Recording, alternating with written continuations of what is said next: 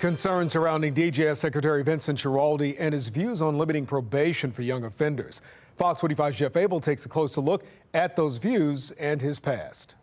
Well, when it comes to juvenile reform laws, the view of the legislature and the view of Vincent Schiraldi appear to be far different.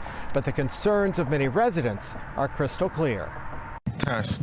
Mic check. Good morning, everybody. It's great to see you all here. Long before Vincent Schiraldi signed on as Maryland's Juvenile Services Secretary, critics warned about his checkered history of saying one thing. Instead, we need to better engage young people while holding them accountable. Yet doing another. Everything he promised to do, he didn't.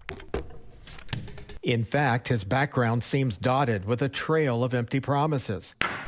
Back in 2008, after Schiraldi was named Director of Youth and Rehabilitation Services in Washington, an Inspector General probe found that he violated the very policies he was supposed to enforce after bringing 3 maximum security teens to his home for a cookout. One of them escaped.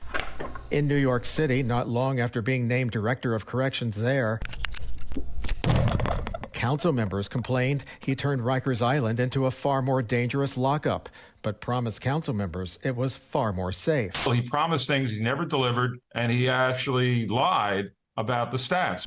And now, 1 year after becoming Maryland's Juvenile Services Secretary, there are questions whether he will follow the rule of the legislature, which this month passed juvenile justice reforms, which include extending probation for juveniles.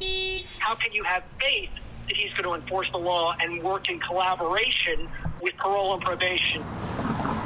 Because Maryland's Juvenile Services Secretary has wide latitude over the outcome of juvenile cases, there are questions how these new reforms will be enforced.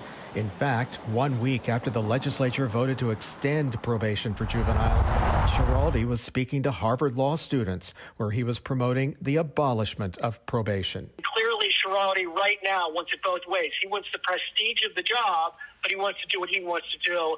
And by doing what he did at Harvard, he's blatantly bucking the governor and challenging the governor to do something about it. So far, the governor has not signed those recently passed reforms, but he has indicated he does plan to do so. Jeff Abel, Fox 45 News. I'm Mary Bubala. Thank you for watching. Here's another video for you to watch. Also take some time to subscribe to our YouTube channel.